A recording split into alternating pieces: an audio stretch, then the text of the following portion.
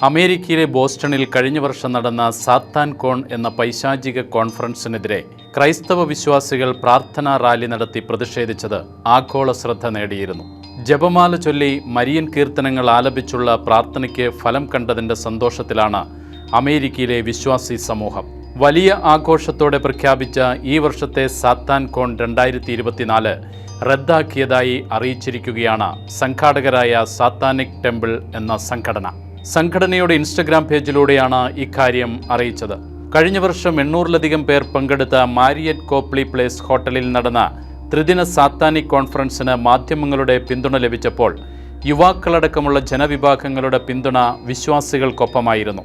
സമൂഹത്തിൽ അരാജകത്വവും പൈശാചികവുമായ പ്രവൃത്തികളും പ്രോത്സാഹിപ്പിക്കുകയെന്ന ലക്ഷ്യത്തോടെയുള്ള പരിപാടിക്കെതിരെ വലിയ പ്രതിഷേധമാണ് അന്നുയർന്നത്. പ്രതിഷേധിച്ചാലും ഫലമുണ്ടാകില്ലെന്ന പതിവ് സമീപനം പലരും കൈക്കൊണ്ടപ്പോൾ നിഷ്ക്രിയരായിരിക്കരുതെന്ന ഉറച്ച നിലപാടിലാണ് കത്തോലിക്ക വിശ്വാസികൾ പ്രാർത്ഥനാ റാലിയുമായി മുമ്പോട്ട് വന്നത്. ഇത്തരം പരിപാടികൾ ആഘോഷിക്കപ്പെടുന്നത് തടഞ്ഞില്ലെങ്കിൽ തിന്മയുടെ ശക്തികൾ സമൂഹത്തിൽ വേരുറപ്പിക്കുമെന്ന ബോധ്യമാണ് കത്തോലിക്കരെ നയിച്ചത്.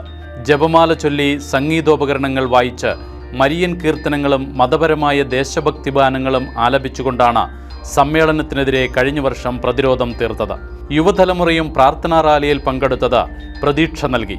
വർഷം മുഴുവനും പ്രതിഷേധം തുടരുന്നതിനായി പ്രാദേശിക കത്തോലിക്കർ ഒത്തുചേർന്ന് ഹോട്ടലിന് സമീപം പ്രതിമാസ റാലിയും നടത്തി.